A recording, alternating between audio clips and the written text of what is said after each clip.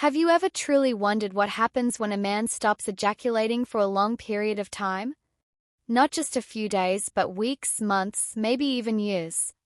Some people claim it gives you more energy, discipline, and testosterone. Others say it could actually harm your body, especially your prostate.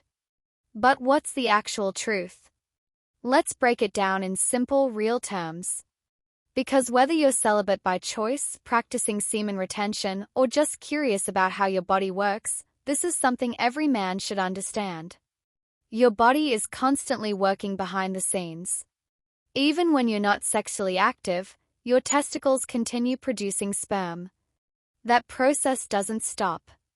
But here's the important part: sperm doesn't accumulate endlessly. Your body has a natural recycling system. Old or unused sperm gets broken down and reabsorbed.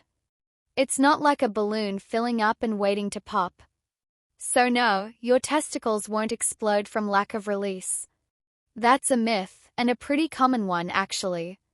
But the absence of ejaculation can still affect other parts of your body, especially your prostate. The prostate is a small gland located just below the bladder, and it plays a key role in producing semen. It also seems to benefit from regular activity. Several studies, including long-term observational ones, suggest that men who ejaculate regularly, about 4 to 7 times a week, tend to have lower risks of prostate problems, including inflammation and even cancer. Now, we're not saying you need to track your ejaculations on a calendar. But total, prolonged abstinence might not be the best idea, particularly as you age. When you go long periods without ejaculation, some men report sensations of heaviness or pressure in the pelvic region. Others describe a dull ache around the prostate or testicles. This isn't dangerous, but it's your body reminding you that it's built to be used, not ignored. Think of it like muscles that weaken when not exercised. Use it or lose it, the same concept can apply here. Now let's talk about the mind. This is where things really get complex. Some men swear by abstinence. They say that when they stop ejaculating, their focus increases, their motivation skyrockets, and they feel more in control of their lives. That's the core belief behind the NoFap movement, a community built around avoiding porn and masturbation, claiming it leads to personal transformation. And for some men, it seems to work. They report stronger willpower, better mood, and even improved social confidence. But others don't have the same experience. For them, the pressure to hold it in becomes a burden. They feel anxious, frustrated, and more distracted than before. Why? Because sexual desire doesn't disappear, it builds. And if you try to suppress it without a healthy outlet or emotional tools, it can backfire. You're not becoming stronger, you're just bottling things up. And sooner or later, the bottle cracks. One interesting thing that often happens during long periods without ejaculation is something called a nocturnal emission, or what most people call a wet dream. This is especially common in younger men or those in total abstinence. Your body is designed to release semen when the buildup reaches a certain point. And if you're not doing it consciously, it may happen unconsciously, usually during REM sleep. It's not weird. It's not shameful. It's simply biology doing what it does best, keeping things in balance. There's also a cultural and spiritual aspect to all this. In some ancient philosophies, like Taoism or certain branches of yoga, semen retention is believed to preserve life energy. They see semen as something sacred, powerful, and worth keeping.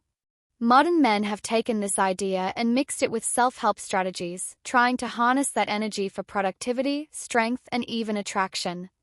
Now, is there scientific proof that semen retention makes you more magnetic or mentally superior? Not really.